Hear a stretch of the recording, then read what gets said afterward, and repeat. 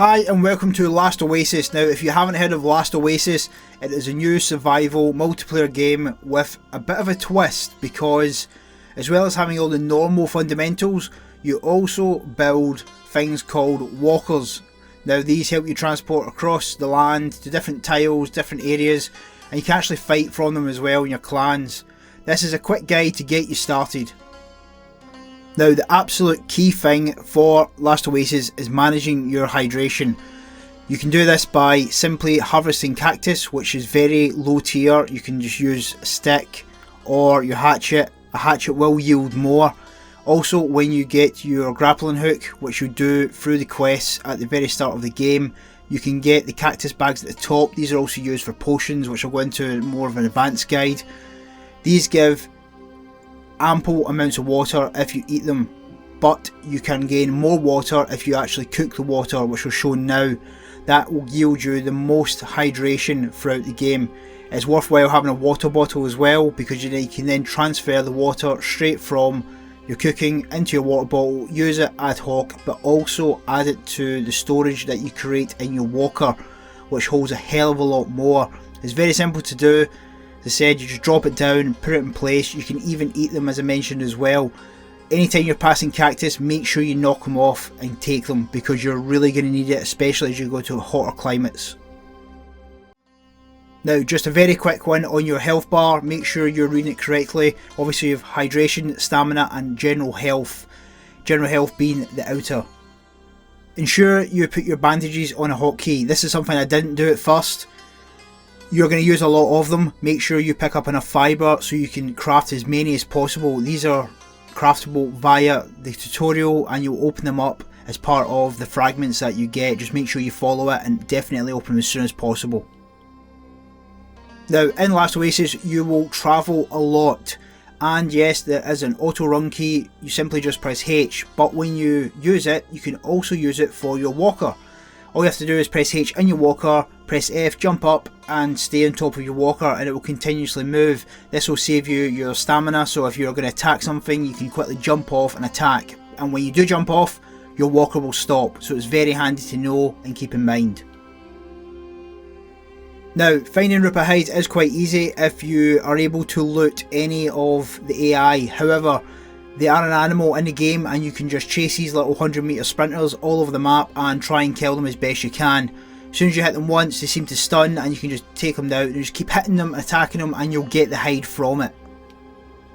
Now once your walker is complete, bear in mind that the storage you have when you upgrade it actually locks automatically, but this can be attacked because it's soft and the lock will break.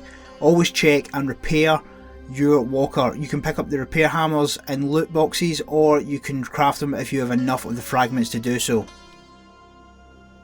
Now Last Oasis does have a sleeping bag mechanic which allows you to spawn close to or on the sleeping bag.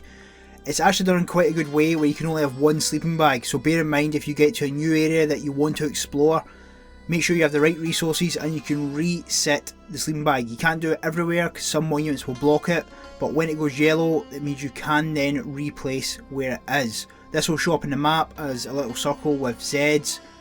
Very handy if you're especially solo and you want to move around different areas and explore any monuments or any areas of interest that you're currently within.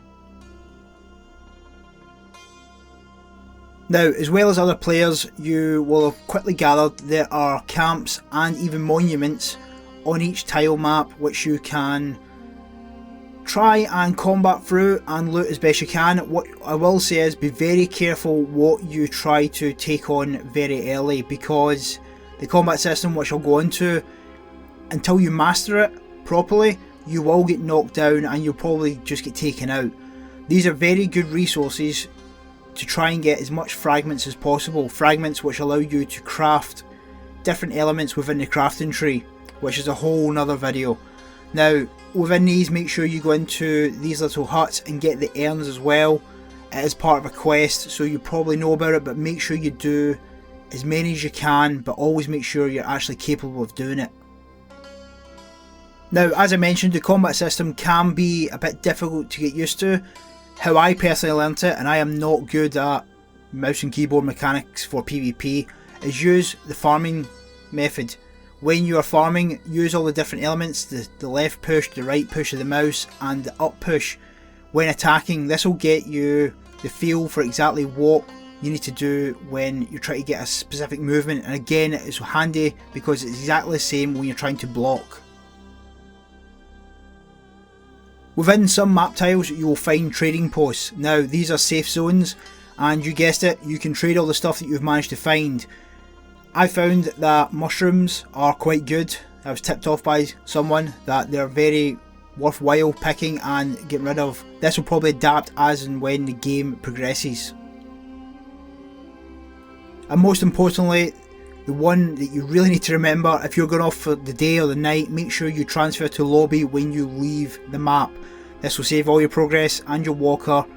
I didn't do this, I just logged off, came back and had been killed and someone had smashed my walker to pieces. So guys, it's a very quick beginner's guide to get you started. Depending on how this goes, might do some more guides more in depth. The game is extremely good. If you're thinking of getting it, it's well worth trying out, especially like survival games. You have a group of friends because it's clan based as well.